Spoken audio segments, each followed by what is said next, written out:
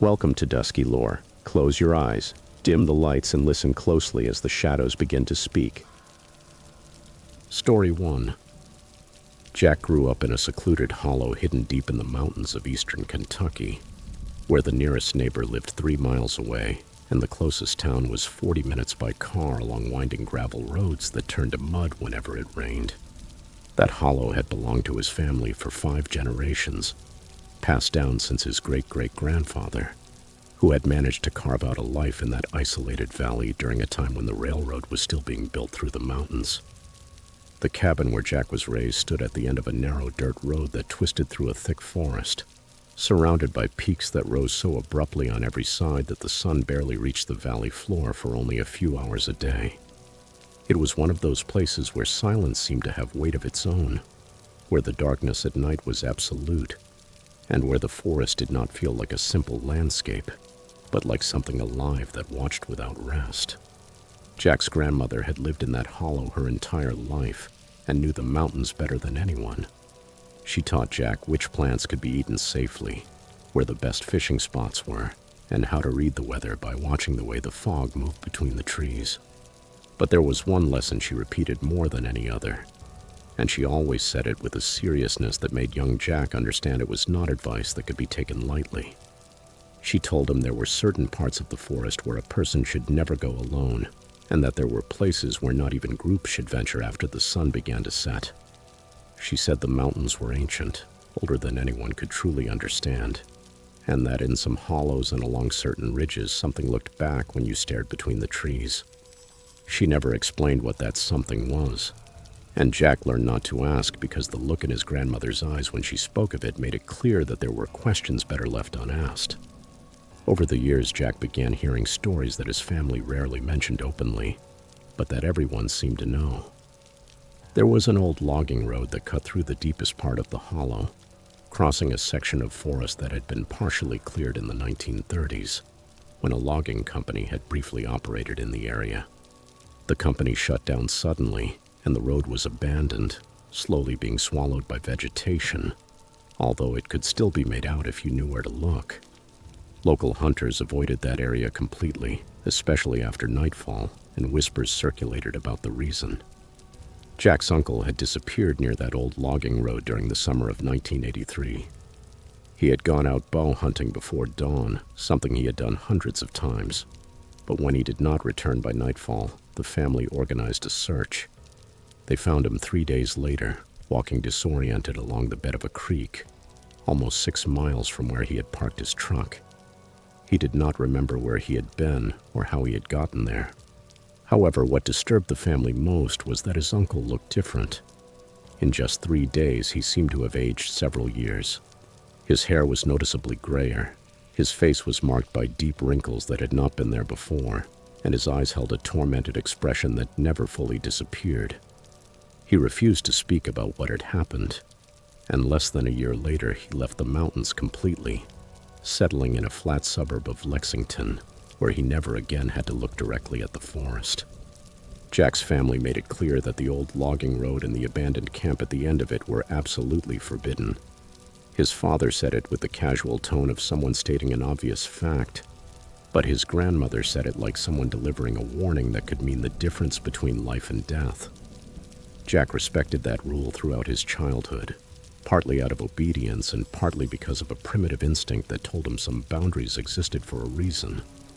But when Jack turned 17, his respect for those borders began to fade, replaced by the reckless curiosity of young people who have not yet learned that some fears are completely reasonable. He and 2 of his friends, Dylan and Luke, decided they would go to the old logging camp to prove once and for all that those stories were nothing more than superstition and family legends. They left on a Saturday morning in late October, when the leaves had already turned intense shades of red and gold, though they had not yet begun to fall completely. The air was cool and clean, perfect for walking, and the 3 of them were in very good spirits as they made their way along the overgrown logging road.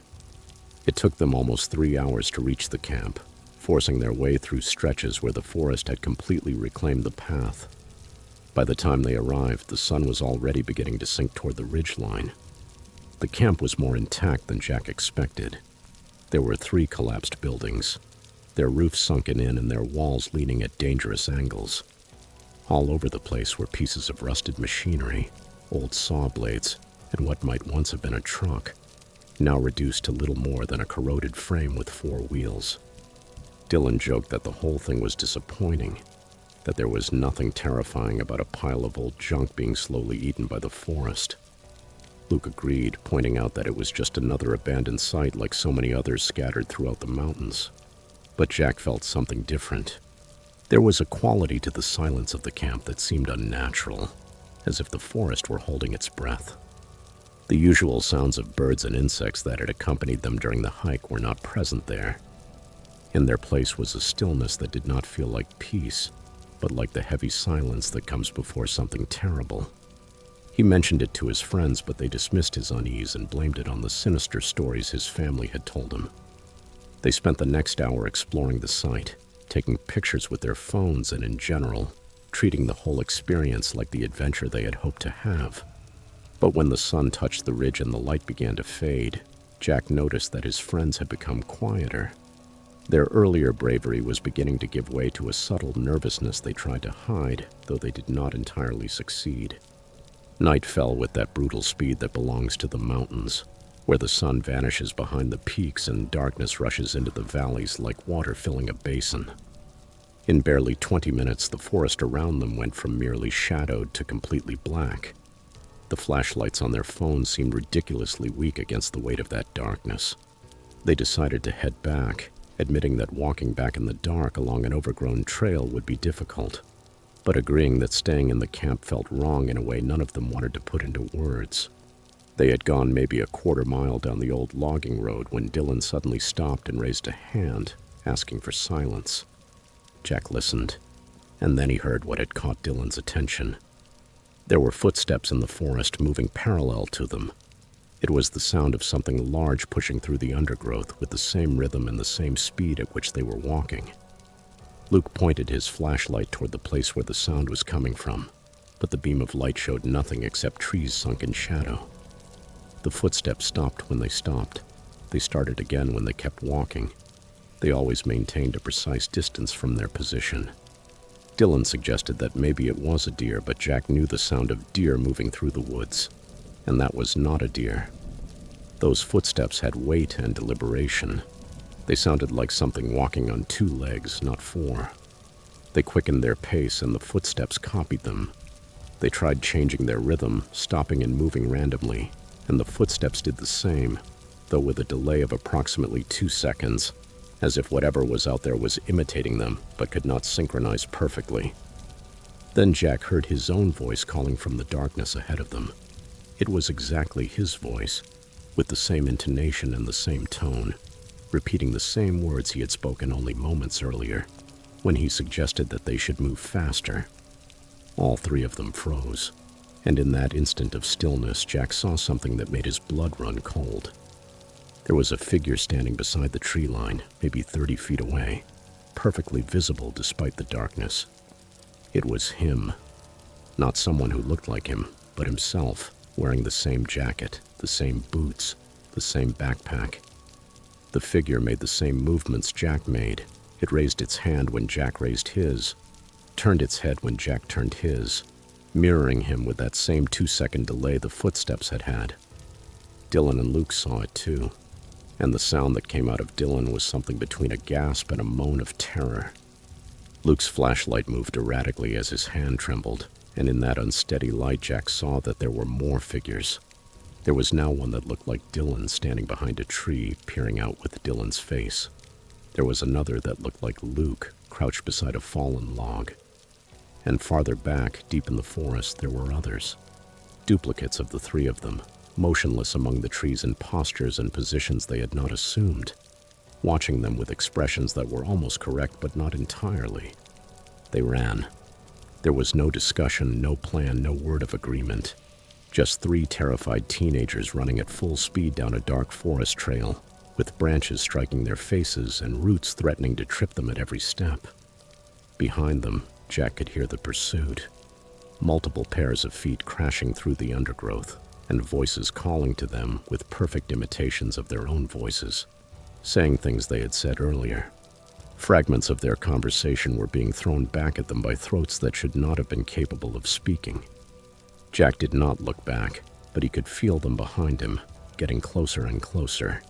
And he knew with absolute certainty that if those things caught them, something unimaginable would happen. The three of them burst out onto the main trail that led back to Jack's family property. And the instant they crossed that invisible border, the pursuit stopped. The footsteps ceased. The voices fell silent. And the forest recovered its normal nighttime sounds, the crickets and the distant call of an owl. They did not stop running until they reached Jack's cabin, where they collapsed onto the porch, gasping and trembling with fear. Jack's grandmother opened the door, looked at their faces once, and immediately knew where they had been. She did not shout. She did not scold them. She simply told them to come inside, made hot coffee, and waited until they had calmed down enough to speak. When Jack finally told her what they had seen, his grandmother nodded slowly, as if it were exactly what she had expected to hear. She said the hollow had always been that way, that the forest in certain places did not only reflect light or sound, but other things too, deeper things. It tore copies out of people and turned them into something else, something hungry. She told Jack that his uncle had seen the same thing in 1983, that he had encountered his own double out there in those woods, and that the experience had changed him in ways that went far beyond his appearance. She explained that what lived in that part of the forest did not merely observe, it learned. It studied those who came too close and created imperfect duplicates that served some purpose no human being could understand. Dylan never spoke about that night again. He avoided Jack for weeks, and when they finally saw each other at school, he made it clear through his silence that the subject was closed forever. Luke moved away the following summer. His family relocated to Ohio, and although he and Jack stayed in touch through social media for a while, Luke never once mentioned what had happened in the hollow. Jack tried to rationalize it. He tried to convince himself that it had all been the product of shadows, fear, and an overactive imagination. But he could not force himself to believe that explanation.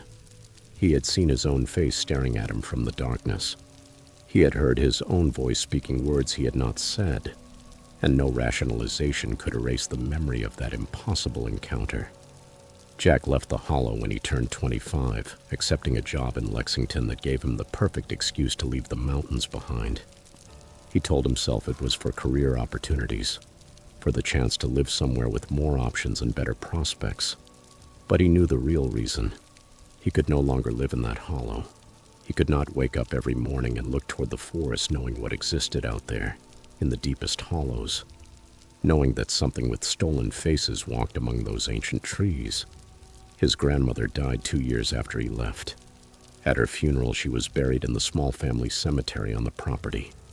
Before she died, she told Jack something he has never been able to forget. She told him that his great-great-grandfather had seen the same thing in 1940 during a hunting trip in that same part of the forest. She said it was not a new phenomenon, but something that had happened since people had lived in those mountains, perhaps even long before that.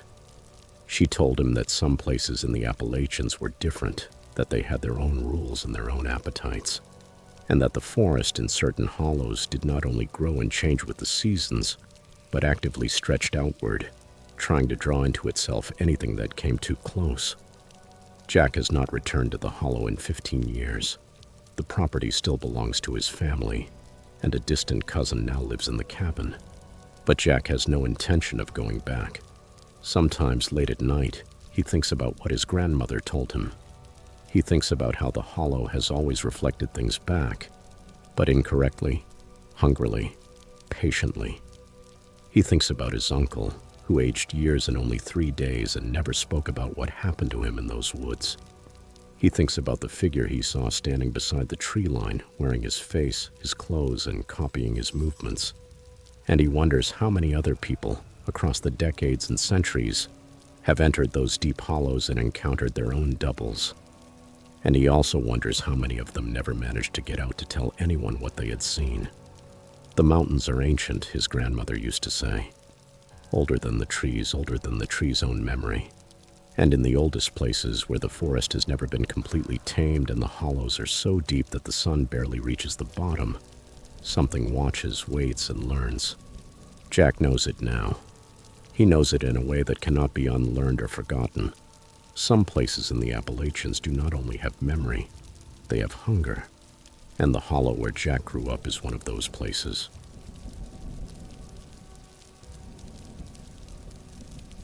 Story 2.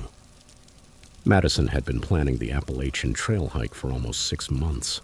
She had been coordinating schedules with her boyfriend and researching every detail of the route they would take through the Nantahala Forest in western North Carolina. Both of them were experienced hikers. They had already completed sections of the trail in Vermont and Pennsylvania, and they approached this trip with the same careful preparation that had kept them safe on previous expeditions. Madison printed detailed topographic maps, programmed waypoints into her GPS device, and packed enough supplies for 7 days, even though they only planned to be out for 5. Her boyfriend checked the emergency gear 3 times, made sure the satellite communicator was fully charged, and reviewed the weather forecast again and again until he was convinced conditions would be ideal. They set out on a Thursday morning in mid-September of 2018. They parked at the trailhead shortly after sunrise and began the hike with that special excitement that comes when months of anticipation finally become reality. The first day was exactly what both of them had imagined. The weather was perfect, with temperatures around 70 degrees and a soft breeze that kept them cool as they gained elevation. The forest was in that transitional stage between summer and fall, with the first hints of color appearing in the leaves and the air carrying that unmistakable scent that announces autumn's arrival. They moved at a very good pace, covering 12 miles before stopping to set up camp near a designated shelter, where several hikers had already gathered for the night. They shared a meal with a couple from Georgia who were attempting to hike the entire trail, exchanged route information with a solo hiker who had been walking for 3 weeks, and fell asleep in their tent feeling satisfied and excited for the days ahead. The second day began just as well. They broke camp early, said goodbye to the other hikers, who were continuing in different directions, and set out along a section of trail that followed a ridge with spectacular views of the surrounding mountains. By mid-morning, they had already covered 6 miles and were approaching a water source marked on their map, a creek that descended from the higher elevations and crossed the trail at a rocky ford. Madison told her boyfriend she would go refill the water bottles while he rested and ate something. She stepped away from the trail, following the sound of running water down a gentle slope about 50 yards from the main path. The creek was exactly where the map said it would be, cold, clear, and running quickly over smooth stones. Madison knelt on the bank, filled both bottles, added purification tablets, and placed them back in the side pockets of her boyfriend's backpack. The whole process took her no more than 3 minutes, maybe 4 at most. She climbed back up the slope toward the trail, ready to continue the hike, and her boyfriend was gone. At first, Madison assumed he had simply gone a few steps into the woods to relieve himself, something hikers do many times during a multi-day trek. She called his name, expecting an immediate response. She got none. She called again, louder this time, and listened carefully for any movement in the undergrowth. The forest remained silent, except for the distant murmur of the creek and the occasional call of a bird. She walked up and down the trail in both directions, covering perhaps 100 yards each way, calling him non-stop. His backpack was still there, exactly where he had been resting, with the trekking poles leaning against it and the water bottles in the side pockets. His boots were also there, placed neatly beside the backpack, as if he had taken them off to let his feet breathe. But her boyfriend was nowhere to be found. Madison felt the first shiver of real fear inside her chest. She looked at her watch and mentally noted the exact time. Then she began a systematic search of the area, moving in increasingly wider circles from the point where her boyfriend's backpack sat on the trail. She shouted his name until her throat grew raw, stopping often to listen for any response. Nothing. She searched for more than an hour, moving farther and farther from the trail, trying to find some sign of him, any indication of where he might have gone. The forest revealed nothing. There were no footprints in the soft dirt, No broken branches suggesting someone had passed through the brush. No scraps of clothing caught on thorns. Nothing at all to indicate that anyone had recently passed through that area, aside from the hikers on the main trail. Madison made the decision to activate the emergency beacon around 11:30 in the morning, 2 hours after her boyfriend disappeared. The device sent a distress signal to search and rescue services, providing her exact GPS coordinates and indicating that they needed immediate assistance. Afterward, she used her phone, which still had a weak signal at that point, to call the local ranger station and report what had happened. The dispatcher took her information with professional calm, assured her that a team was being mobilized, and instructed her to remain in her current location. Madison spent the next 3 hours sitting beside her boyfriend's backpack, refusing to move in case he came back. She called for him every few minutes while fighting the rising panic that threatened to take away her ability to think clearly. The search and rescue team arrived late in the afternoon. There were 6 rangers and volunteers, accompanied by tracking dogs, specialized equipment, and the calm efficiency that only comes with experience in wilderness emergencies.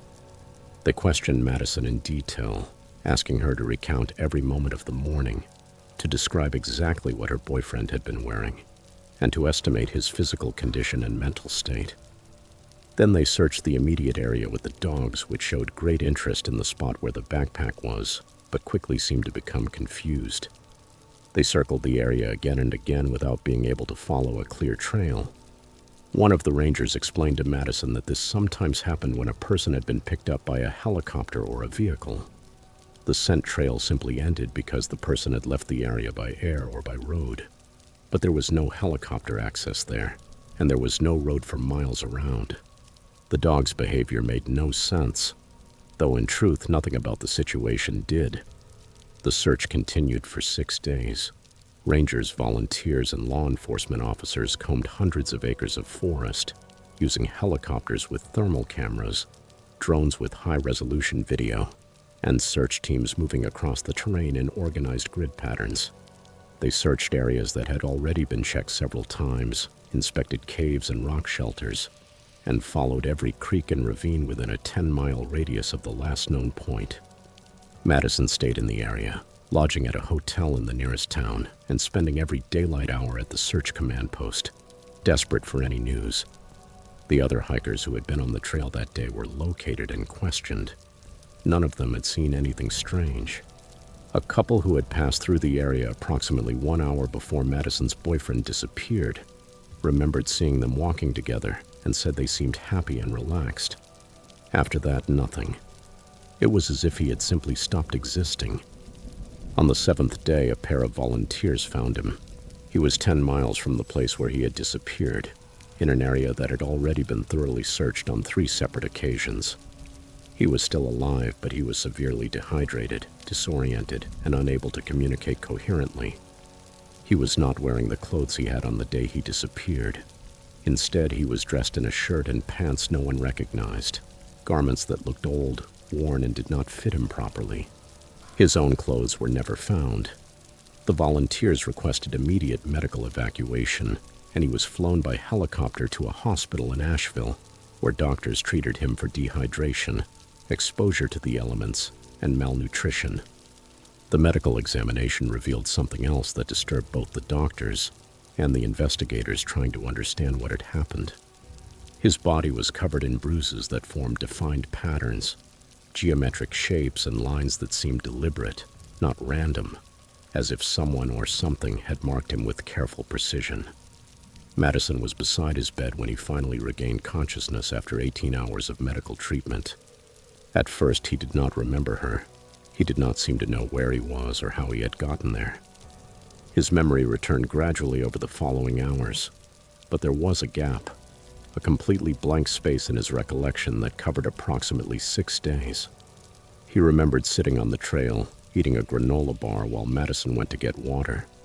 He remembered suddenly feeling very tired, which was strange considering they had only walked 6 miles that morning. And then his next memory was waking up in the hospital, with Madison holding his hand and the doctors leaning over him. Everything that had happened between those 2 moments had simply disappeared, as if those 6 days had been surgically removed from his mind. During the weeks and months that followed, fragments began to surface. First, they appeared in dreams, disconnected images and sensations that he remembered when he woke up, but could not arrange into a coherent narrative. He told Madison about a female voice singing, a melody he did not recognize in a language he did not understand. He described being guided through the forest by someone who looked exactly like Madison, someone who held his hand and led him over rocks and through creeks. But something was wrong with her face, something he could not clearly explain, but that filled him with a deep sense of wrongness every time he tried to focus on the details. He remembered being inside a cave, though he could not say how he had gotten there or how long he had remained inside. He also remembered seeing symbols carved into the stone walls, intricate designs that seemed to move and change when he looked directly at them. The doctors attributed those fragmented memories to trauma-induced dissociation, a psychological response to an extreme stressor. According to them, his mind was protecting him from remembering everything. They suggested that perhaps he had been abducted, that someone had taken him and held him for those 6 days before abandoning him in the woods, and that his mind was blocking the full memory because it was too traumatic to process. But that explanation did not resolve the geographic impossibility of the case. It did not explain how he had been found in an area that had already been exhaustively searched several times, nor did it explain the strange bruises which had already begun to fade by the time anyone thought to photograph them properly. The authorities investigated the possibility of a crime, but there were no suspects, no evidence that another person had been involved, and no way to construct a plausible scenario that fit the known facts. Madison became obsessed with finding answers. She began researching similar cases, spending hours online looking for reported disappearances in that section of the Nantahala forest that resembled what had happened to her boyfriend. What she found disturbed her more than she expected. There were 8 documented cases over the previous 40 years of people who had disappeared in that section of the Appalachian Trail and were either never found or appeared days later in places that made no geographical sense, with no memory of the time during which they had been missing. In 1979, a woman disappeared while hiking alone and was found 11 days later, 20 miles from her last known location, unable to explain where she had been. In 1992, 2 men disappeared from their campsite and were found a week later by a logging crew in an area that was not accessible from the trail they had been hiking. In 2003, a teenager disappeared during a family camping trip and reappeared 3 days later walking along a road, wearing different clothes and talking about people who had cared for him, though he could not describe who they were or where he had been. Madison contacted Cherokee elders in the area, hoping they might give her information about the forest that did not appear in official reports or news articles. Most refused to speak with her, politely but firmly, indicating that they had nothing to share. One elder, an older woman who ran a small shop selling traditional crafts, agreed to meet with Madison privately. She listened carefully as Madison told her what had happened. When the story ended, the woman remained silent for a long moment before speaking. She said there were places in the mountains that belonged to things older than the Cherokee, older than any human presence in the region. She said the forest sometimes borrowed people, taking them for reasons the human mind was not meant to understand, and that most of the time it returned them, though they always came back changed by the experience. She told Madison that asking too many questions about those things was not wise, that certain knowledge carried its own dangers, and that the best thing she and her boyfriend could do was leave those mountains and never return. When Madison pressed for more information, the woman simply repeated her advice and said she could offer nothing more. Madison and her boyfriend did leave the mountains. They moved to Charleston, South Carolina, where the land is flat, the ocean can be seen in the distance, and the forests are young without the weight of ancient secrets. He still dreams of the woman who looked like Madison but was not Madison. He dreams of the cave of moving symbols. He dreams of voices singing in languages that should not exist. He sees a therapist twice a month, and therapy helps him manage the anxiety and the nightmares. But there is no treatment capable of restoring lost memories or explaining impossible experiences. Madison keeps a folder on her computer with all of her research, all the articles about strange disappearances and reappearances, all the maps showing the places where people vanished and where they were later found. She has not added anything to that folder in more than a year, but she has not deleted it either. A part of her needs to know that she is not crazy, that what happened to them was real, even if it defies every rational explanation. The mountains took her boyfriend for 6 days, and when they returned him, he was no longer exactly the same person who had disappeared. Madison knows it with a certainty that lives deep in her bones.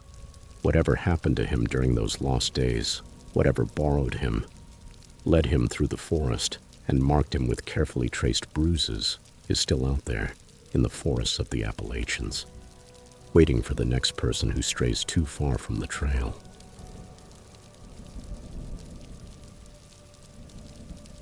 Story 3.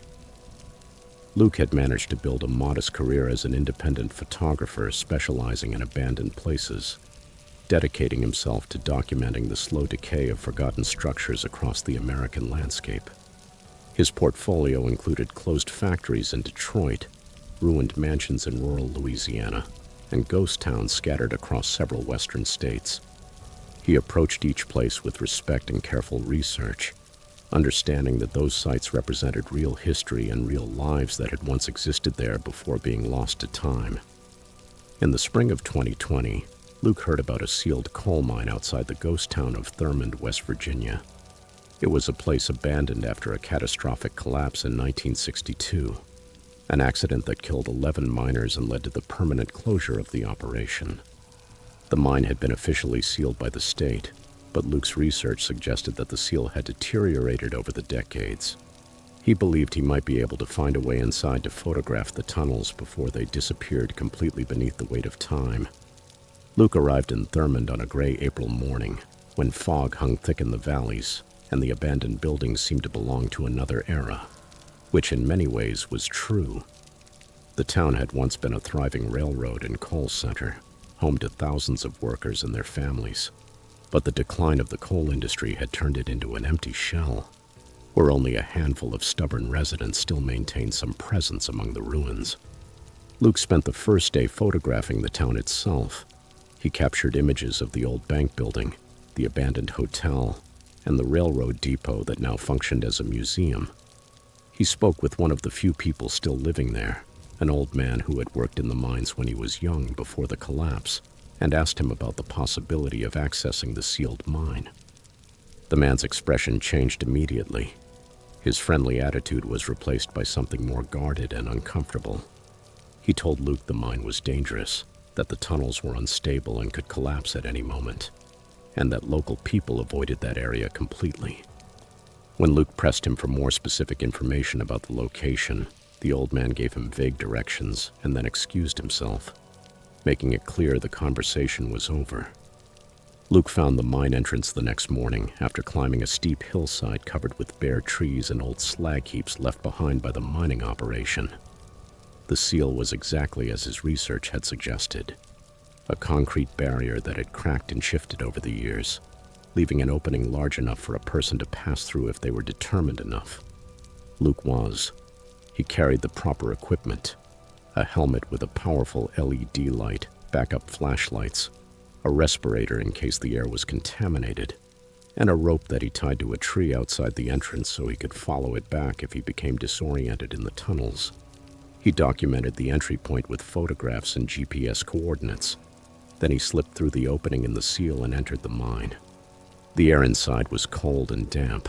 It smelled of minerals, earth, and something else Luke could not fully identify. A faint sweetness that seemed completely out of place in that environment. The main tunnel was surprisingly well preserved. The wooden support beams were still intact, and the old rail tracks ran along the floor, vanishing into the darkness ahead. Luke moved slowly, stopping often to photograph the details that caught his attention. The rusted mining equipment, abandoned in the same place where it had last been used. The lunch pails and thermoses the workers had left behind when they fled the collapse. The faded safety signs that still clung to the tunnel walls. He went deeper into the mine, following the main tunnel as it split into side passages and small exploratory shafts. The silence was absolute, interrupted only by the sound of his breathing and the occasional drip of water from the ceiling. Luke had been inside the mine for approximately 45 minutes when he saw the toy truck. It was on the floor beside one of the old tracks.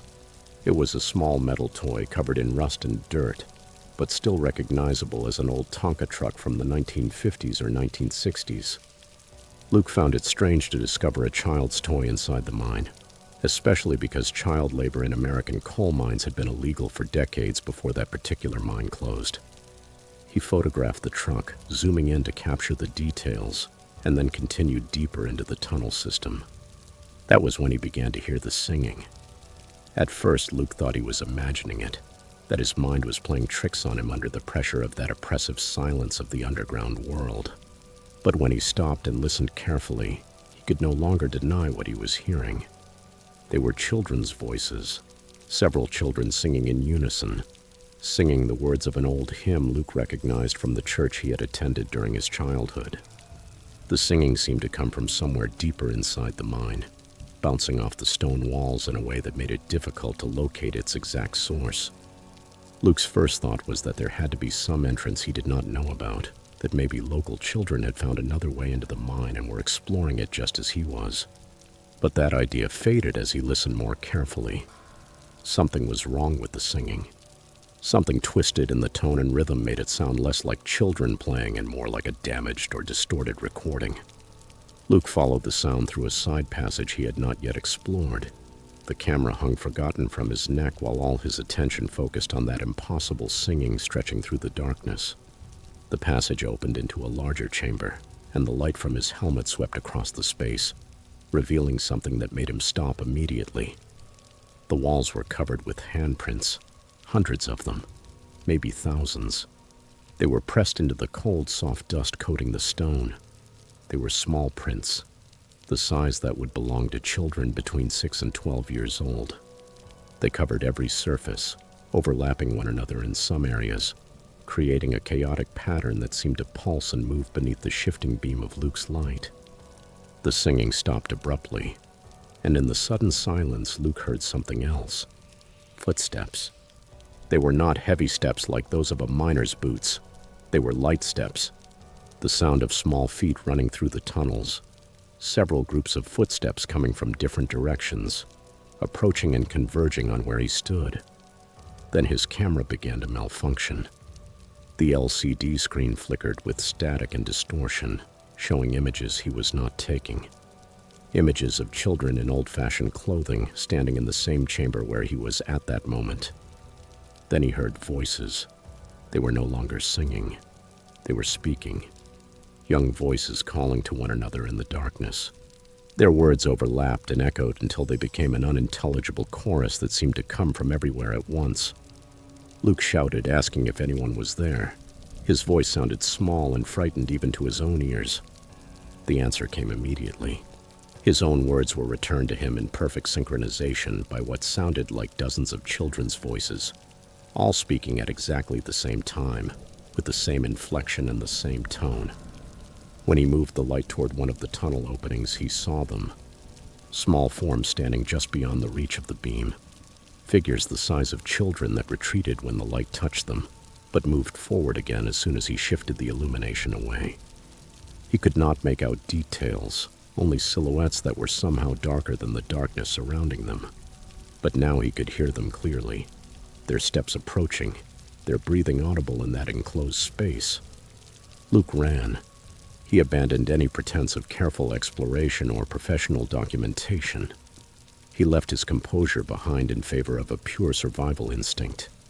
He ran back through the passage toward the main tunnel, with the light on his helmet bouncing violently as he moved, creating dizzying shadows that seemed to stretch toward him from every direction. Behind him, he heard the pursuit, small feet running fast, keeping pace with him. And he also heard laughter, high-pitched laughter from children who seemed to be playing a game Luke desperately did not want to be part of. He reached the main tunnel and turned toward the entrance, following the guide rope with one hand while gripping the flashlight with desperate strength in the other. The running footsteps behind him were getting closer and closer, and Luke could feel something at his back, so near that he imagined he could sense breath on the back of his neck. He slid through the opening in the seal and emerged into daylight that seemed impossibly bright after the darkness of the mine. He kept running and did not stop until he reached his car, parked at the base of the hillside. His hands were shaking so badly that it took him 3 attempts to get the key into the ignition. As he sat there trying to catch his breath and calm his racing heart, his camera, which was still hanging from his neck, suddenly turned on by itself and began cycling through the images he had taken inside the mine. Luke watched as the screen displayed the photographs in sequence, and his blood ran cold. In the background of almost every image, visible only once he knew where to look, there were figures. Small figures wearing old-fashioned miner's clothes, standing in tunnels and passages, watching him from the shadows. He had not seen them while taking the photographs. He had not been aware of their presence. But the camera had captured them. Dozens of them. Child-sized forms, with faces blurred just enough that their features could not be clearly distinguished. Luke left Thurman that same day and never returned. He spent the following weeks researching the history of the mine, reviewing archives and historical records, searching for some explanation for what he had experienced. What he found confirmed his worst fears. The mine had widely used child labor before 1920, a common practice in the coal industry during that period. When he finally gained access to state records, they showed that 15 children had died in an unreported collapse in 1917. Their bodies were never recovered because the company simply sealed that section of the mine instead of attempting a dangerous and expensive rescue operation. When Luke contacted the local historical society, they denied having any knowledge of the incident, suggesting that perhaps he had misread the documents or interpreted the records incorrectly. But the burial records of a church from 1917 told a different story. They included 15 children whose dates of death were identical and whose burial location was listed simply as unknown. Luke stopped documenting abandoned places after his experience in the Thurman mine. He sold his photography equipment, shut down his website, and accepted a job doing commercial photography for a real estate company. Now he photographed bright, clean, empty houses where the only history present was the one the staging company had invented to make the spaces more appealing to buyers. He kept the photographs from the mine on an external hard drive that he stored inside a box in his closet. He could not delete them, but he also could not look at them. Sometimes late at night, when he cannot sleep, he thinks about those small handprints covering the walls of the chamber. He thinks about the singing echoing through tunnels where no living child should have been. He thinks about the forms his camera managed to capture, but his eyes could not see. He thinks about 15 children who died in the darkness and never received a proper burial, nor were they publicly mourned, nor recognized by the company that worked them to death in deep tunnels beneath the hills of West Virginia. And he wonders if they are still down there, inside the sealed mine, singing their hymns, playing their games, and waiting for someone to remember that they existed, that they mattered, that they deserved something better than being buried in nameless graves beneath the tons of rock, completely forgotten by the world above.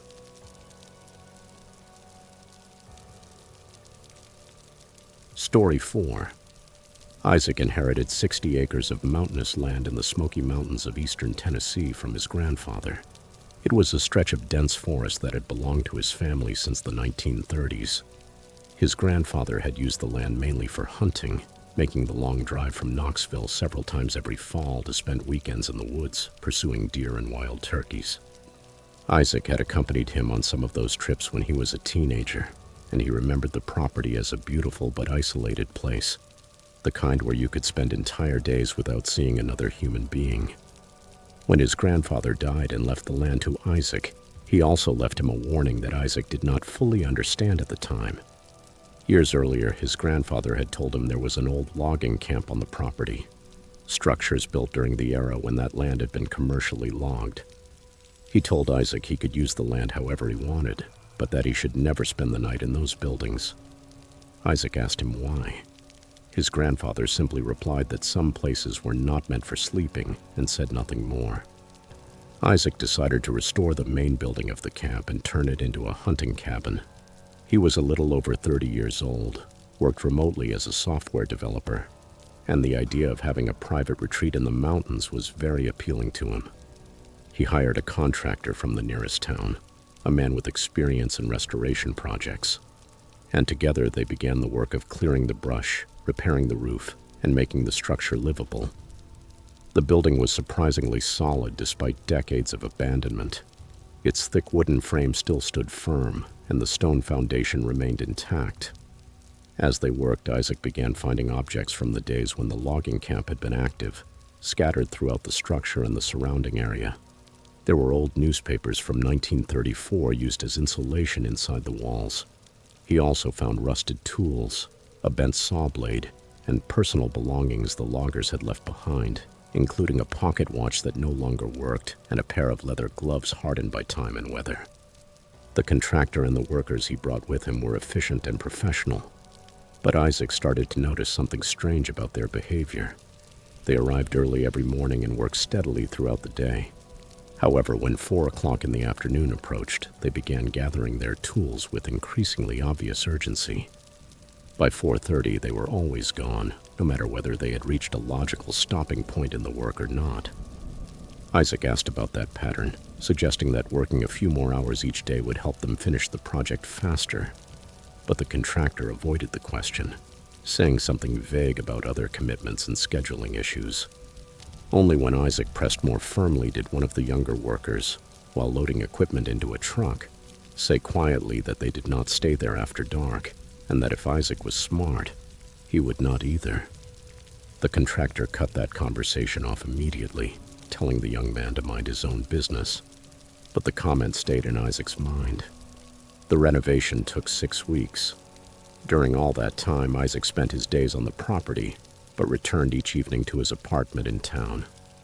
Once the work was finished, when the cabin was finally habitable, with electricity from a generator, a functioning wood stove, and basic furniture, Isaac decided it was time to spend his first night in the completed structure. He arrived late in the afternoon, lit a fire in the stove, prepared a simple dinner, and settled in with a book as darkness fell over the mountains. The cabin was comfortable and quiet. The only sounds were the crackling of the fire and the occasional settling of the old beams. Isaac felt satisfied with the results of the restoration and looked forward to enjoying many future visits to his private mountain retreat. At approximately 2 in the morning, Isaac woke to the sound of axes striking wood. It was not a single axe, but several tools working in the same rhythm. That unmistakable sound of men cutting and splitting logs. The noises came from outside the cabin, from multiple directions, creating the soundscape of a logging operation in full activity. Isaac lay in his sleeping bag, at first disoriented and confused, trying to understand what he was hearing. His first thought was that there were trespassers on the property, that someone had decided to chop wood in the middle of the night, although that explanation made no sense at all. He got up, grabbed his flashlight, and approached the window. The beam of light revealed nothing but trees and darkness. The sounds continued, the rhythmic strikes of axes against wood, but no one was visible. There was no source for those noises filling the night air. Isaac opened the cabin door and stepped outside, sweeping the flashlight across the clearing where the building stood. The sound stopped instantly. It cut off so abruptly that the silence that followed felt oppressive.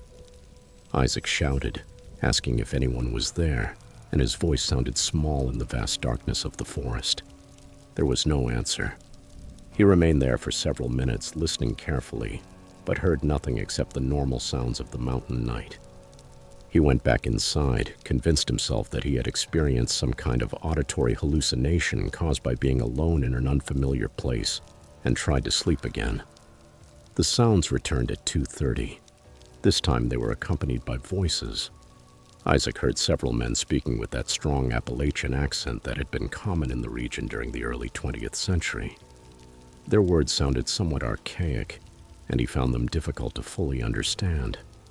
They were talking about the day's work, discussing which trees they would cut next, complaining about equipment that needed repairs, and mentioning names of people who seemed to be other workers at the camp. The voices were clear and distinct, so close they seemed to be just on the other side of the cabin walls. But when Isaac looked through the windows, he saw absolutely nothing. He took out his phone to record the sounds, convinced that he needed proof of what was happening. But when he opened the recording app, the phone immediately shut off, even though it was fully charged. The voices continued for another 20 minutes. a casual conversation among working men. Then they slowly faded away until they disappeared into silence. Isaac did not sleep again for the rest of the night. He remained seated inside his sleeping bag, flashlight in hand, listening to the darkness and trying to find a rational explanation for what he had experienced. As soon as dawn came, he packed his things and left the cabin, driving back to town with the intention of researching the history of the logging camp in much greater depth than he had before. What he discovered over the following days disturbed him deeply. The logging operation on his property had closed abruptly in 1934, after what old newspapers called an incident. The details were scarce, but Isaac found a brief article in the county archives that mentioned the deaths of 12 workers when a landslide buried the camp barracks while the men slept. The article said that recovery efforts were abandoned after several days due to the instability of the ground and the danger of additional slides. The logging company sealed the area and left. The bodies of the 12 men were never recovered. Isaac returned to the property with a new understanding of the situation and a growing fear. He studied the terrain around the cabin, looked at the slope rising behind it, and understood, with a certainty that turned his stomach, that the buried old barracks lay beneath the hillside only a few yards from the restored cabin. He had been sleeping on the unmarked grave of 12 men who had died almost a century earlier. Men whose bodies were still beneath the earth without ever having received a proper burial, without a plaque, a cross, or a monument acknowledging their names. The sounds he had heard were not hallucinations or products of his imagination. They were echoes of the men who had died there, still carrying out their routines, still living the lives that had been stolen from them by a mass of earth and stone. Isaac made the decision to abandon the restoration project. He removed his personal belongings from the cabin, took photographs for documentation, and put the property up for sale, setting the price low enough to find a buyer quickly, even if it meant taking a significant financial loss. The real estate agent asked him why he was selling so soon after completing the renovation work. Isaac only told her that the property did not meet his needs. The land sold in less than 2 months to a couple from North Carolina who were looking for mountain property for recreational use. Isaac felt guilty for not warning them about what they might experience in the cabin, but he told himself that perhaps they would not hear what he had heard, that maybe the sounds only manifested for certain people and under certain conditions. 6 months after the sale, Isaac received a call from the new owners. They asked him if he had ever experienced anything strange in the cabin, and the careful way they phrased the question told Isaac everything he needed to know. He told them the truth. He explained what he had heard and what he had discovered about the history of the place. They thanked him for his honesty and told him they were hearing the same things, the axes and the voices.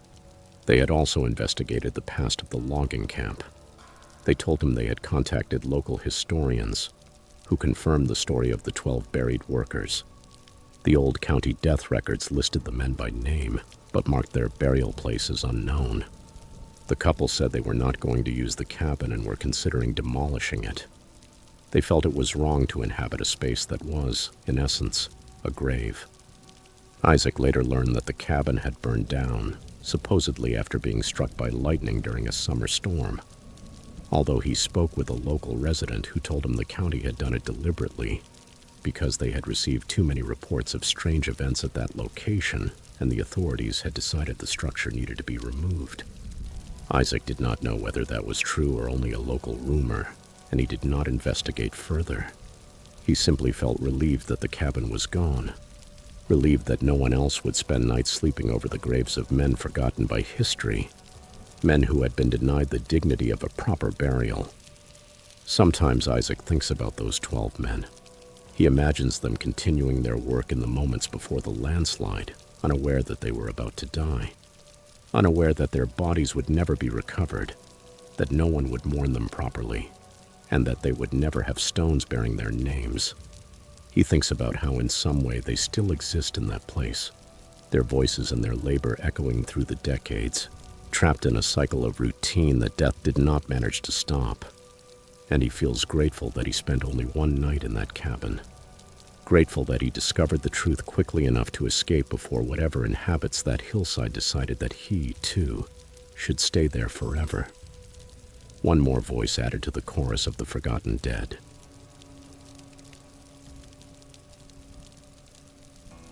Story 5. Dylan was making the long drive from Charlotte to his parents' house in the mountains of western North Carolina on a night in November 2020, when the fog appeared without warning. He had driven that road dozens of times over the years, and he knew the road through the Blue Ridge Mountains so well that he could navigate much of the trip almost from memory. The road wound through steep terrain, climbing in sharp curves before descending into narrow valleys. It was a demanding drive even under ideal conditions. But that night, as Dylan climbed toward the higher elevations and passed through Pisgah National Forest, the visibility went from clear to nearly non-existent in a matter of minutes. The fog was the kind of thick, heavy mist that does not reflect the headlights, but seems to swallow them. His field of vision was reduced to maybe 20 feet in front of the truck. Dylan slowed down until he was nearly crawling, his hands tense on the steering wheel, and all of his attention focused on staying between the barely visible white lines that marked the edges of the pavement. He had been driving through the fog for approximately 15 minutes when he saw her. A woman was standing on the side of the road, waving her arms over her head in the universal gesture of asking for help. Dylan's first instinct was to keep going and assume it might be some kind of trap or scam. But when the headlights illuminated her a little more clearly, he saw that she was soaked. Her clothes clung to her body as if she had just stepped out of water. She wore a long dress that seemed out of place for both the weather and the location, and her hair hung around her face in dark, wet strands. Dylan's conscience would not allow him to simply drive past someone who appeared to be in real distress. So he slowed down until he brought the truck to a stop and rolled down the window, keeping the vehicle running and his foot near the accelerator in case he needed to leave quickly. The woman ran up to his window, speaking rapidly. She told him she needed help, that her car had gone off the road and down the embankment, that she thought there might be other people trapped inside the vehicle. She pointed into the fog toward the place where she claimed the accident had happened. Dylan asked if she was hurt. She answered that she was fine, but that she needed someone to help her find the car because she could not locate it in the fog and darkness. Her voice had a strange quality. It sounded distant and hollow, even though she was right beside the window. Dylan felt an instinctive unease he could not explain. He told her to wait while he called 911. He took his phone from his pocket and dialed emergency services. The dispatcher answered, and Dylan explained the situation, giving his location as precisely as possible based on the last mile marker he remembered passing. The dispatcher told him they would send emergency personnel, though they might take some time because of the weather and the remoteness of the location. Dylan assured the woman that help was already on the way, but she insisted they could not wait, that someone might be dying inside the car and that they had to look for it immediately. Against his better judgment, Dylan agreed. He moved the truck onto the shoulder as safely as he could, grabbed a heavy-duty flashlight he kept behind the seat, and followed the woman as she led him away from the road. They walked alongside the guardrail. The woman moved slightly ahead of him, barely visible through the fog. Then she turned onto what appeared to be an old Forest Service road, little more than 2 dirt tracks leading into the woods. Dylan followed her, the beam of his flashlight cutting through the fog, though it revealed very little of their surroundings. Something about the situation felt increasingly wrong. The woman's clothing did not match the weather. There was something strange about her behavior that he could not articulate, and her voice still carried that distant tone, even when she spoke to him from only a few steps away. Dylan called out to her, asking her to slow down so he could keep up. When she turned to look at him, he made the mistake of pointing the flashlight directly at her face. The beam of light seemed to pass through her slightly, as if she were not entirely solid, as if she were made of fog and shadow instead of flesh and bone. Dylan stopped immediately. His mind struggled to process what his eyes had just seen. The woman kept moving forward, signaling for him to follow her. But Dylan's survival instincts finally overpowered his desire to help. He turned around and ran toward the road. His boot struck the dirt path, and the flashlight bounced wildly with every movement. Behind him, he heard the woman following him, but her steps were impossibly fast. covering ground at a speed no human being should be able to reach. He did not look back. He focused only on reaching his truck, with his heart pounding in his chest and his breath coming out in harsh gasps. Dylan burst back onto the paved road and saw his truck exactly where he had left it, the headlights still cutting through the fog. He ran to the driver's door, yanked it open, and threw himself inside, slamming it shut and locking it.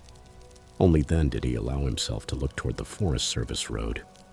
The woman was standing at the edge of the pavement, completely still, with the wet dress hanging around her body and her hair hiding almost all of her face. As Dylan watched her, frozen in the seat and unable to look away, other figures began to emerge from the fog behind her. They were people, or shapes that resembled people. All of them wore old-fashioned clothing from past decades.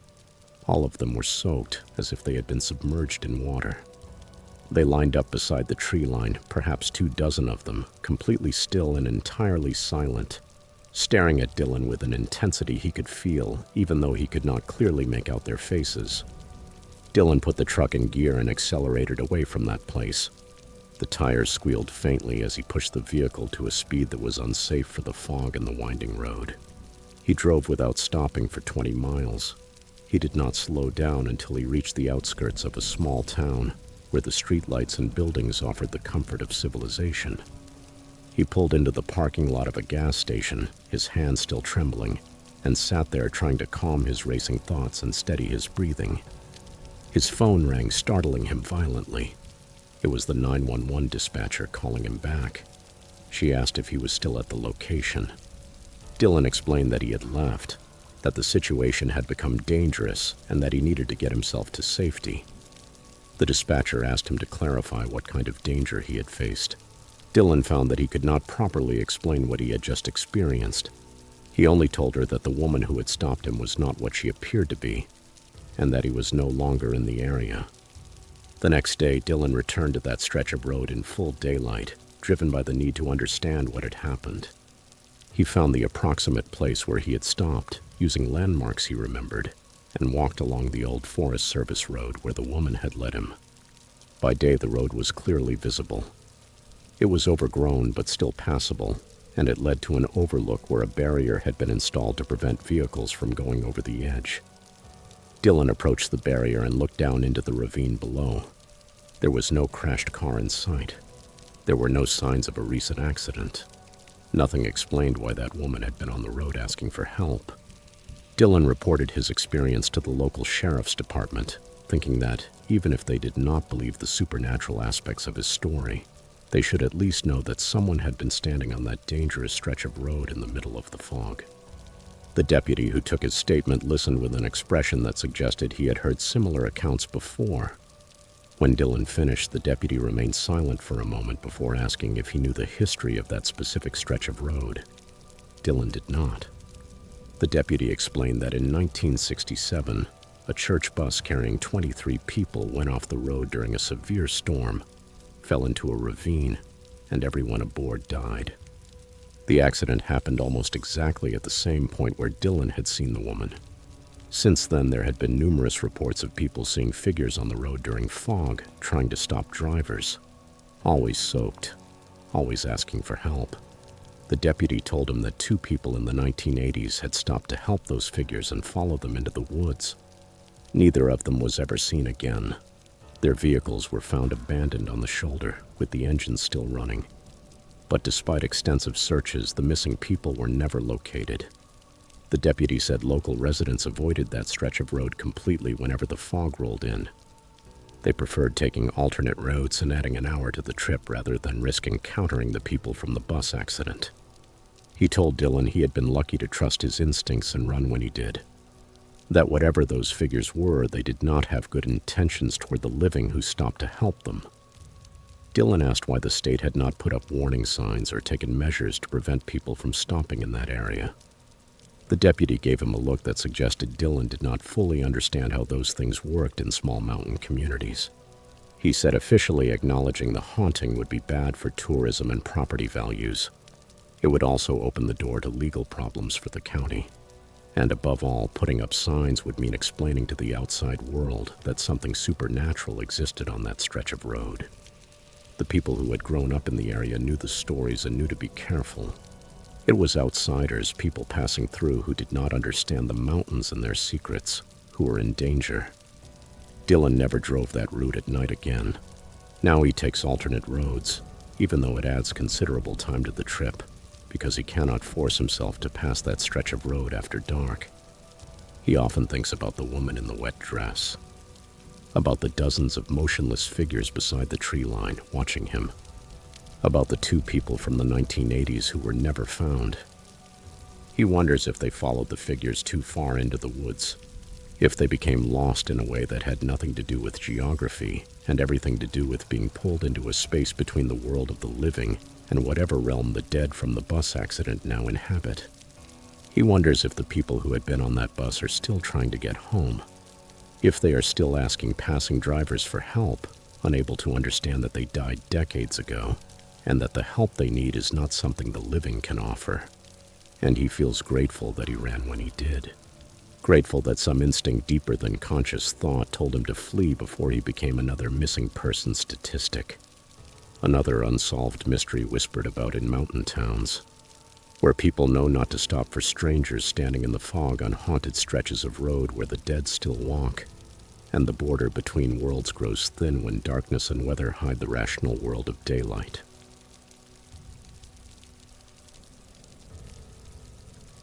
Story 6. Ella had been working for the Forest Service for 3 years when she received the assignment that would change everything. She was a ranger in Daniel Boone National Forest in eastern Kentucky, and she was responsible for maintaining trails, educating hikers about wilderness safety, and monitoring the enormous stretches of protected land that covered hundreds of square miles of rugged Appalachian terrain. The job suited her perfectly. It combined her love of nature with work she felt was meaningful and important. In the fall of 2019, her supervisor asked if she would be willing to spend 2 weeks staffing an old fire lookout tower in a remote area of the forest, while the regular observer was on medical leave. The tower was located on a ridge approximately 12 miles from the nearest road, and it could only be reached by a trail that climbed steeply through dense forest. There was no cell phone coverage in that area, but the tower had a radio for emergency communications. Ella accepted the assignment. She saw it as an adventure and as an opportunity to experience a part of forest management history that was rapidly disappearing. Fire lookout towers had once been essential infrastructure for detecting and responding to wildfires, but satellites and aircraft had made them largely obsolete. Only a few were still actively staffed, more out of tradition and as backup than out of any real operational necessity. Her supervisor gave her detailed instructions about the tower's systems, the radio protocols she would need to follow, and the supplies that had already been delivered to the site. He told her the assignment would be quiet and uneventful, that she would spend her days watching the horizon for smoke and her nights reading books by lamplight. He did not mention anything that might have served as a warning, and Ella would later wonder whether he simply did not know, or whether he had deliberately withheld that information to make sure she accepted the assignment. The hike to the tower took her almost the entire day. She carried a heavy backpack loaded with food and personal items for 2 weeks. The trail was well maintained in the lower areas, but it became increasingly overgrown as she gained elevation, suggesting that very few people traveled that route regularly. She reached the tower late in the afternoon, emerging from the forest onto a rocky ridge where the structure rose against the sky like a skeletal sentinel. The tower was built from steel beams and wood, rising about 60 feet above the ridge line. At the top was a small enclosed cabin that served as both observation post and living quarters. Ella climbed the zigzagging stairs to the cabin, unlocked the door with the key her supervisor had given her, and examined what would be her home for the next 2 weeks. The cabin measured approximately 10 feet by 10 feet, with windows on all sides that offered a 360-degree view of the surrounding mountains. There was a desk with maps and observation equipment, a narrow bunk, a small wood stove, shelves stocked with supplies, and the radio equipment mounted on one wall. The first 3 days passed exactly as her supervisor had predicted. Ella spent her time scanning the horizon for smoke, making notes in the observation log, checking in with headquarters by radio at scheduled times, and enjoying the solitude and spectacular views. The forest stretched in every direction, a green sea interrupted only by rocky outcroppings and the occasional distant ridge. At night, the darkness was absolute, and the stars shone with an intensity Ella had never seen before. Each night she fell asleep listening to the wind moving through the trees far below her, and each morning she woke to sunrises that made her feel grateful she had accepted the assignment. On the fourth night, Ella woke to the sound of footsteps on the tower stairs. She sat up in the bunk, instantly alert, listening to the unmistakable sound of boots on metal steps. The footsteps were climbing the tower, moving slowly and deliberately, stopping every so often as if whoever was coming up had paused to rest. Ella's first thought was that another ranger had climbed up to check on her, although that seemed unlikely given the hour and the fact that no one had radioed ahead to announce their arrival. She called out, asking who was there. The footsteps stopped immediately. The silence that followed was oppressive, interrupted only by the wind. Ella grabbed her flashlight and opened the cabin door, aiming the beam down the stairs. There was no one there. She descended several flights, checking each landing, but the tower was empty except for her.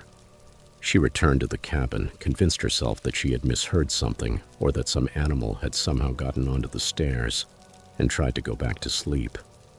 The footsteps returned the next night at approximately the same time, and this time, Ella was certain she was not imagining them. They climbed with the same slow, intentional rhythm. The sound of boots on metal was impossible to mistake. Ella opened the door immediately, flashlight in hand, and shouted down the stairs. The footsteps stopped, but when she went down to investigate, she found nothing. That pattern continued for the next 5 nights. The footsteps began around 2 a.m, climbed about halfway up the tower, and stopped whenever Ella shouted or tried to investigate. Ella reported the incidents to headquarters by radio, and her supervisor suggested that perhaps it was thermal expansion in the metal, creating sounds that resembled footsteps. Ella knew that explanation was not enough, but she did not have a better alternative to offer. On the 10th night of her assignment, something changed. The footsteps climbed all the way to the top of the tower and stopped just outside the cabin door. Ella sat on the bunk, flashlight in hand, staring at the door and listening to what sounded like someone standing just behind that thin wooden barrier. She could hear slow, steady breathing. She could also see the handle moving slightly, as if someone were checking whether the door was locked. The rational part of Ella's mind told her she should open the door and confront whoever was outside. But every instinct she possessed screamed at her to stay silent and still. She remained frozen while the handle continued to move and the breathing continued just beyond the door. It lasted approximately 20 minutes, although to her it felt like hours. And then the presence behind the door simply disappeared. The breathing stopped and the oppressive sensation of being watched faded away. Ella did not sleep for the rest of the night. At dawn, she radioed headquarters and requested immediate extraction, citing a personal emergency. Her supervisor was reluctant, reminding her that she had committed to staying 2 weeks and that finding a replacement on such short notice would be complicated. But Ella made it clear that she would leave either way, whether someone came to get her or not. Another ranger arrived later that same afternoon, hiking up the trail to relieve her and asking what had happened. Ella tried to explain the footsteps and the presence on the other side of the door, but she could hear how it sounded when she said it out loud, how unlikely and irrational her story seemed. The ranger replacing her listened politely and then said he had worked in that tower before and had never experienced anything strange. He suggested that isolation could trick the mind, that the human brain is designed to interpret ambiguous stimuli as threats, and that what she had experienced was probably nothing more than ordinary sounds amplified by anxiety and loneliness. Ella went down the mountain, returned to her regular duties, and tried to convince herself that the ranger's explanation was correct. But 3 weeks later, she learned that the ranger who had replaced her in the tower had requested emergency extraction after only 5 days, refusing to give specific details about why he needed to leave, but making it clear that he would not return to that place under any circumstances. Ella contacted him privately, and over time he admitted that he had experienced the same thing, the footsteps climbing the tower every night, and the presence that stopped outside the cabin door. He said there was something on that ridge that did not want people staying in the tower, and that he had no intention of finding out what happened if someone was foolish enough to open the door when that presence came knocking. Ella researched the history of the lookout tower and discovered that it had been built in 1935 as part of a network of observation posts constructed during the Great Depression by the Civilian Conservation Corps. The tower had been continuously staffed until 1978, when the Forest Service moved to more modern detection methods and the post was eliminated. The tower remained abandoned for more than 2 decades before being used again occasionally in the 2000s as a backup observation post. What Ella could not find in official records, she learned from elderly residents of the communities near the national forest. They remembered stories about a fire observer who had died in the tower in 1963, found lifeless inside the cabin during a routine supply delivery. The official cause of death was recorded as heart failure, but those who lived in the area at the time remembered different details, whispered stories about how the man's face had been frozen in an expression of absolute terror, and how his body was found pressed against the cabin door, as if he had been trying to keep something from getting inside. Ella left her position with the Forest Service 6 months after her experience in the tower. She now works as a ranger at a state park where the facilities are modern and visitors are plentiful, where she never has to spend nights alone in remote locations, and where the only footsteps she hears belong to people she can see and identify. Sometimes she thinks about what would have happened if she had opened that door, if she had faced whatever was standing outside in the darkness. She thinks about the observer who died in 1963, about what he may have seen during his final moments, about whether he opened the door or whether something found another way inside. And she feels grateful that she trusted her instincts, that she stayed behind that locked door, that she waited until morning, because the Appalachian Mountains are full of things that walk at night, and some of them climb fire lookout towers searching for company they should never be allowed to find.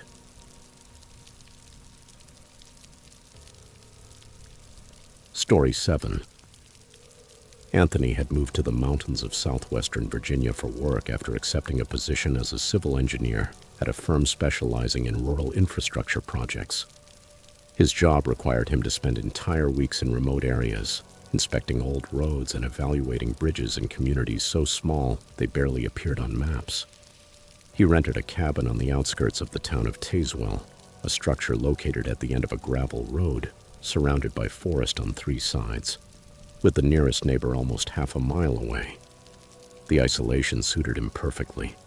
He had recently divorced and appreciated the solitude, the chance to focus on work and clear his mind of the complications that had marked the previous 2 years of his life. The cabin was simple but comfortable, and Anthony soon settled into a routine of long work days, followed by quiet nights reading or listening to music. During his 3rd week at the cabin, Anthony decided to explore the surrounding area on foot, following an old trail that led deeper into the forest behind the property he had rented. The path was overgrown but still visible, suggesting that it had once been used frequently, though it had been abandoned for years, perhaps decades. Anthony followed it for approximately 2 miles, climbing steadily through a dense hardwood forest until he emerged into a clearing where the ruins of a church stood among the trees.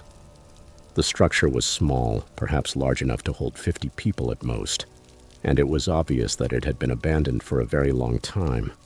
The roof had collapsed, leaving only the walls standing, and the wooden door hung crooked from a single hinge that still held. Inside, wooden pews could still be seen, rotten and covered in moss, while fragments of stained glass remained attached to the empty window frames. Anthony approached the ruin with that mixture of curiosity and respect that places like that inspire. He stepped through the doorless entrance and stood in what had once been the nave, looking up at the open sky where the roof had once been. The floor was covered with fallen leaves and broken wood, and vines had grown through the cracks in the foundation, reclaiming the structure for the forest. Anthony wondered about the congregation that had worshipped there. He wondered why the church had been abandoned and left to slowly rot. He took several photographs with his phone, thinking they might have historical interest, and then continued exploring the clearing. Behind the church, he found a small cemetery, with about 20 headstones arranged in irregular rows. Most of the stones were so weathered that the inscriptions could no longer be read, but a few retained enough detail for Anthony to make out names and dates. The most recent burial appeared to be from 1947, and the oldest one he could find dated back to 1892. Anthony returned to his cabin that night and spent several hours researching the church and cemetery online. He found very little information. There were mentions in county historical records of several small churches that had served isolated mountain communities during the late 19th and early 20th centuries, most of which had been abandoned when the population declined and people moved to larger towns. The specific church Anthony had found was not mentioned by name in any of the sources he was able to locate, suggesting that it had been forgotten even by local historians. Anthony found that both sad and fascinating. The idea that an entire community and its place of worship could disappear from collective memory. 3 nights after his first visit to the church, Anthony woke to the sound of singing. At first it was faint, so distant that he thought it might be coming from a radio or television some neighbor had left on, though that seemed unlikely considering how far away the nearest inhabited house was. As he woke fully and listened more carefully, he realized the singing was coming from the direction of the abandoned church. It was a hymn. Several voices were singing in harmony, the kind of old gospel music that had been common in rural Appalachian churches a century earlier. Anthony looked at his phone and saw that it was 3:15 in the morning. He got out of bed, went to the window, and looked into the darkness. He could not see anything unusual, but the singing continued, clear and distinct despite the distance. Anthony decided to investigate. He dressed quickly, took a powerful flashlight, and left the cabin, following the trail toward the church. The singing grew louder as he drew closer, and Anthony began to distinguish individual voices. Now he could hear men, women, and children singing together with the practiced harmony of a congregation that had performed those songs countless times. As he approached the clearing, he noticed something else. There was light coming from the direction of the church, a warm flickering glow that looked like candlelight or lamplight.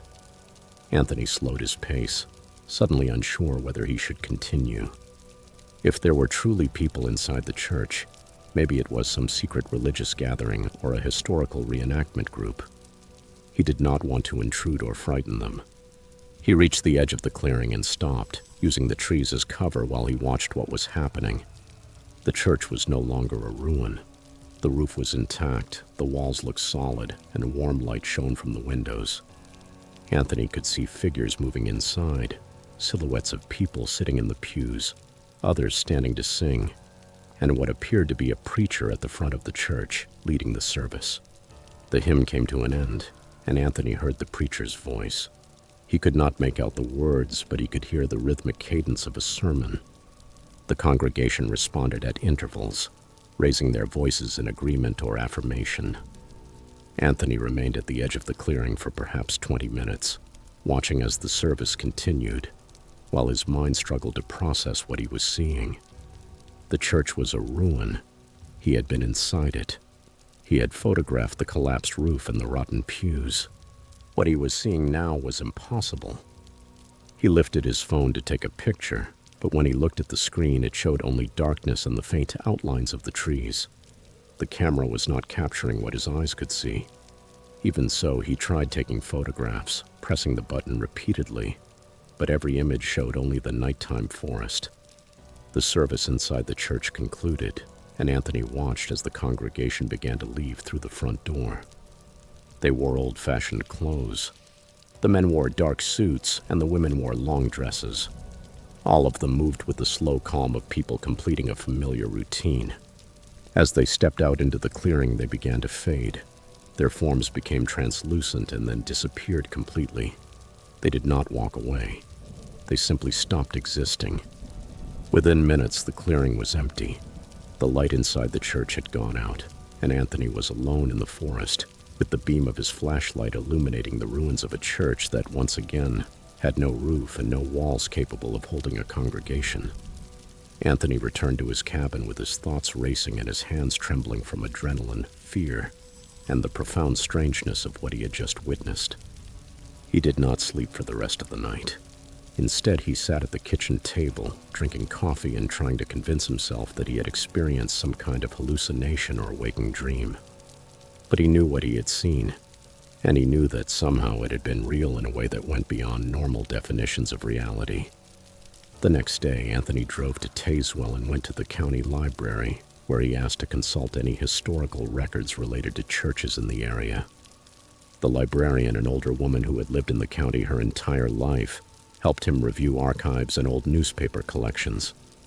Anthony described the church's location, and the librarian nodded slowly, as if she recognized the place he was talking about but did not want to discuss it. She told him the church had been called Shiloh Chapel and had served a small community of families who lived in that part of the mountains. The church had been abandoned in the late 1940s, when the last families moved away or died, and the cemetery behind it held the remains of several generations. Anthony asked why the church was not maintained or at least documented as a historical site. The librarian became uncomfortable and suggested that some places were better left forgotten. When Anthony pressed her for more information, she finally admitted that there had been stories about Shiloh Chapel for as long as she could remember. Stories about people hearing church services being held at night, about lights burning in the windows of a church that no longer had glass, a roof, or doors. She said local people avoided that area. They considered it a place where the boundary between the living and the dead was thin. And they said the congregation of Shiloh Chapel had never really left, even though their bodies had been buried for decades. Anthony returned to the church one more time during the day to confirm what he had seen. The structure was exactly as it had been during his first visit, a ruin slowly being consumed by the forest. He stood in the clearing, trying to reconcile those broken walls and the collapsed roof with the intact building he had seen during the nighttime service. He could not do it. The two realities did not fit together, and Anthony was forced to accept that he had witnessed something that existed outside normal time and space, an echo of the past repeating itself for reasons he could not understand. Anthony completed his work contract in Virginia, but he did not renew it when the firm offered him an extended assignment. He returned to Tennessee and accepted a position that kept him in urban areas, where the past remained buried and churches were active places of worship, not ruins inhabited by congregations that refused to accept that their time had ended. He often thinks about Shiloh Chapel, about the people he saw leaving that church and fading into nothing, about the hymns sung by voices that should have been silent for 70 years. He wonders if they know they are dead, if they are trapped in some kind of cycle, repeating the same service for all eternity, or if they gather by choice, finding comfort in familiar rituals, even though their physical bodies turned to dust long ago.